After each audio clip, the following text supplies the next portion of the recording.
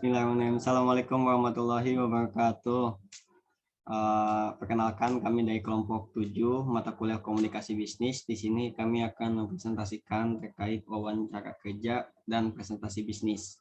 Sebelumnya, saya akan menjelaskan terkait timeline untuk presentasi hari ini, di mana di awal kita akan melakukan perkenalan, lalu ada pemaparan presentasi terkait wawancara kerja serta presentasi bisnis, lalu ada pertanyaan, diskusi, serta kesimpulan, di mana pertanyaan untuk dan diskusi dilanjut pada saat mata perkuliahan berlangsung.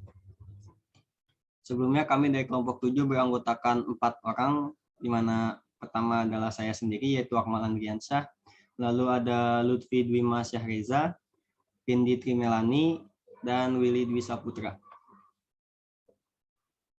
Lanjut ke materi awal. Saya serahkan kepada Lutfi Dwima. Ya, jadi yang pertama itu ada materi ini adalah wawancara kerja. Jadi pengertian wawancara adalah suatu proses komunikasi yang jadi relasional dengan tujuan yang serius dan ditetapkan terlebih dahulu, yang dirancang untuk mempertukarkan perilaku dan melibatkan tanya jawab. Atau singkatnya itu suatu percakapan yang berdasarkan suatu maksud. Ya, di sini jadi ada tujuan wawancara kerja. Jadi dari wawancara kerja ini, si pihak perusahaan dapat mengetahui banyak hal yang dibutuhkan untuk keperluan penerimaan pegawai perusahaan, termasuk aspek kepribadian calon pegawai. Nah, jadi sini nih berikut ini ada aspek-aspek kepribadian yang dinilai dari wawancara kerja. Jadi yang pertama itu ada penampilan fisik, terus yang kedua ada gerak-gerik dan sopan santun, yang ketiga ada rasa percaya diri dan humor, yang keempat ada inisiatif dan kebijaksanaan, yang kelima ada tanggap dan kerjasama, yang keenam ada ekspresi wajah dan komunikasi, dan yang terakhir itu adalah sikap terhadap pekerjaan. Ya, selanjutnya kita akan bahas persiapan wawancara kerja. Jadi berikut ini adalah persiapan yang harus diperhatikan sebelum dan saat pelaksanaan wawancara kerja. Jadi yang pertama itu adalah sebelum wawancara kerja. Yang pasti kita harus istirahat dan tidur yang cukup. Terus setelah itu kita juga harus mengumpulkan informasi yang cukup untuk pelaksanaan wawancara. Yang ketiga ada menyiapkan dokumen yang dibutuhkan atau diminta oleh si perusahaan tersebut. Dan terakhir itu adalah berdoa dan berusaha yang terbaik. Nah, selanjutnya ini saat wawancara kerja. Jadi saat wawancara kerja ini kita harus datang tepat waktu dan bersikap disiplin. Selanjutnya bersikap tenang, yakin, dan percaya diri. Yang ketiga itu ada tunggu sampai dipersilakan untuk duduk atau mintalah izin untuk duduk. Lalu ada juga tataplah pewawancara saat bicara. Dan yang terakhir adalah tunjukkan kemampuan diri, tetapi jangan terlalu berlebihan. Oke, selanjutnya ada hal-hal penting saat wawancara.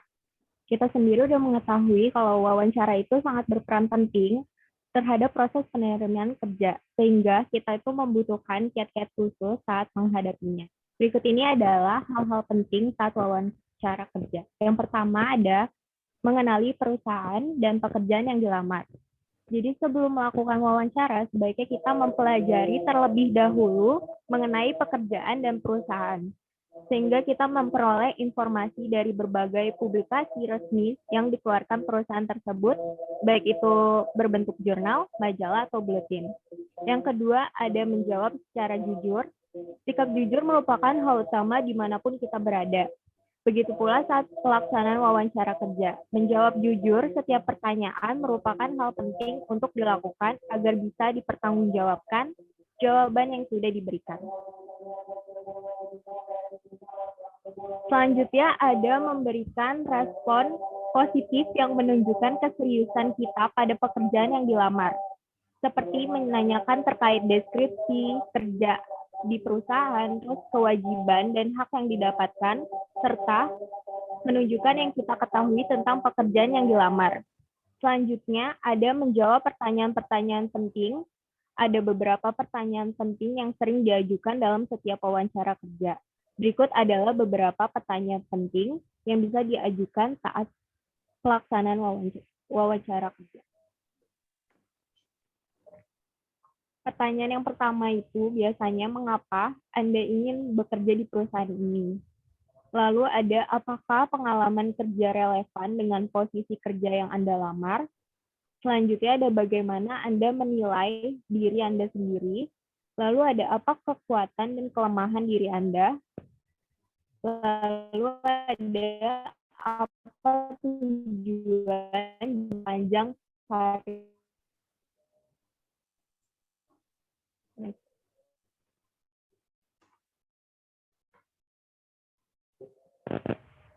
Next. Kerja. Setelah rangkaian wawancara dilakukan, pencari kerja akan menerima hasil berupa surat atau surel ataupun komunikasi verbal langsung berupa respon positif atau negatif. Respon positif itu berupa penerimaan kerja, sedangkan respon negatif berupa penolakan atau ketidaksesuaian kriteria.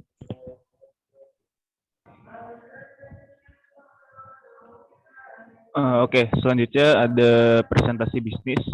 Presentasi bisnis adalah suatu komunikasi yang berorientasi pada proposal yang disajikan dalam suatu lingkungan bisnis kepada audiens yang relatif homogen dengan maksud pencapaian tujuan bisnis.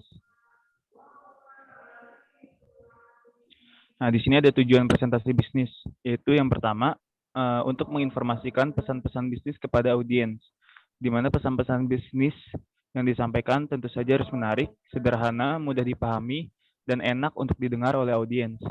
Hindarkan bentuk-bentuk presentasi yang membosankan, monoton, tidak jelas, dan bahasanya sulit dipahami. Kedua, menghibur audiens. Untuk mencapai tujuan presentasi bisnis, seorang pembicara perlu menyelipkan humor-humor segar yang mampu menghidupkan suasana. Yang perlu diingat adalah bahwa humor yang diselipkan dalam suatu presentasi bisnis hanyalah sebagai selingan dan bukan yang utama. Lalu yang ketiga, menyentuh emosi audiens. Dengan gaya dan intonasi suara yang menarik, seseorang pembicara mampu menggugah emosi audiens seperti emosi bersemangat, terharu, hanyut dalam keprihatinan, dan sebagainya.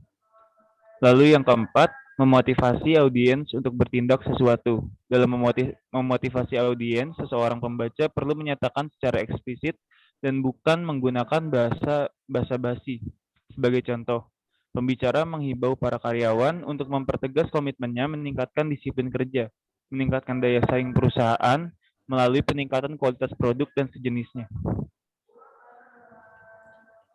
Selanjutnya ada persiapan presentasi bisnis, di mana dalam bidang apapun keberhasilan itu dapat dicapai apabila kita melakukan dengan persiapan yang baik, seperti dengan mempersiapkan dengan matang, lalu merencanakan segala kemungkinan hingga mempersiapkan hal yang terburuk yang akan terjadi.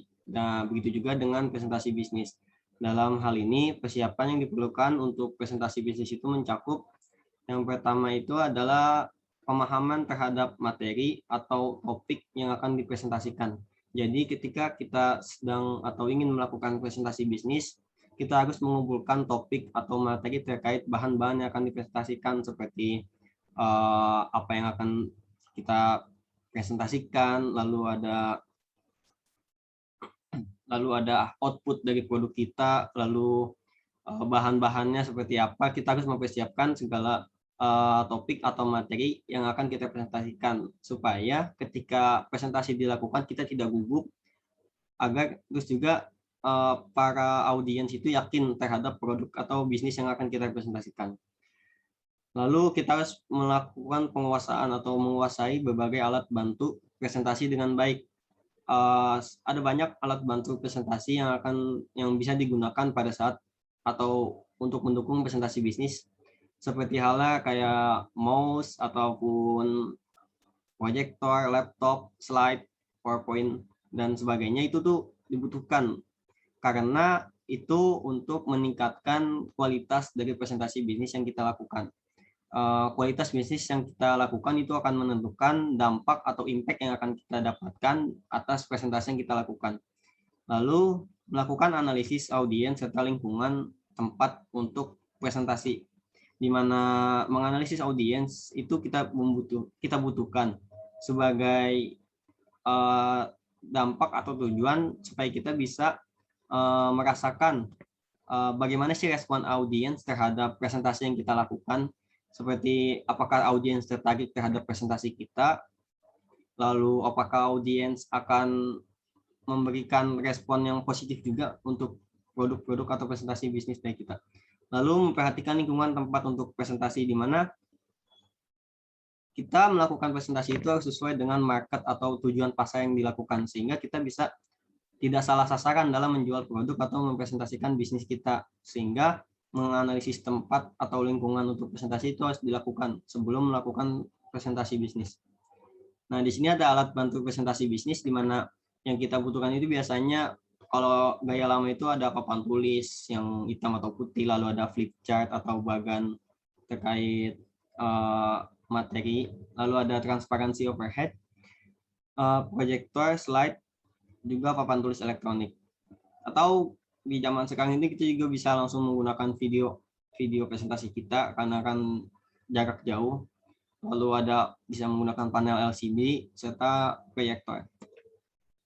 Nah, di sini yang tadi saya maksud terkait dengan analisis presentasi bisnis, di mana analisis audiens itu adalah analisis yang dapat sebelum kita melakukan presentasi bisnis dengan baik. Itu salah satu persyaratannya, pembicara itu harus dapat melakukan analisis audiens secara tepat menggunakan pertanyaan 5W1H, di mana 5W1 itu ada what, who, when, where, why, and how. Jadi pembicara atau penyampai materi presentasi itu harus secara tepat bagaimana menyampaikan presentasinya.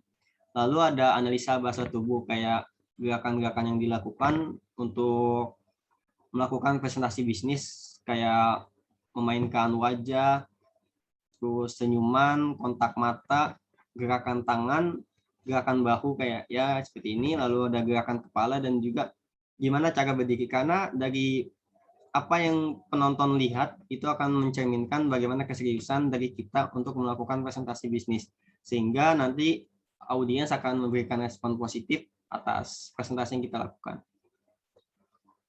Nah, jangan lupa kita harus berlatih untuk presentasi bisnis, di mana agar bisnisnya itu atau presentasinya mencapai tepat sasaran, itu kita perlu memperhatikan hal-hal sebagai berikut, kayak kita harus mengidentifikasi audiens, lalu membuat pokok-pokok pikiran presentasi bisnis, di mana kita tuh harus menyesuaikan apa sih yang akan kita sampaikan kepada audiens, lalu menulis teks presentasi bisnis secara lengkap supaya kita tidak terbata-bata ketika penyampaian materi, lalu membuat rangkuman teks presentasi bisnis dalam sub-sub judul supaya kita tuh nggak bingung, oh ini tuh nanti akan bahas ke sini, kita nanti bisa ngebahas ini, jadi kita nggak bingung ketika saat melakukan presentasi. Atau kita juga bisa membuatnya dalam kartu ukuran pos, jadi kita muat di kantong, pas kita bingung kita bisa sekedar membaca, kan nggak enak kalau misalnya ngebuka kertas gede gitu kan. Ya, cukup sekian presentasi dari kelompok 7. Untuk kesimpulan akan kita sampaikan pada saat penyampaian materi di kelas, yaitu pada saat kelas online. Jadi siapkan pertanyaan kalian juga yang akan kalian ajukan kepada kelompok kita. Akhir kata, kami dari kelompok 7 mengucapkan terima kasih dan mohon maaf apabila banyak kesalahan dan kekurangan. Assalamualaikum warahmatullahi wabarakatuh.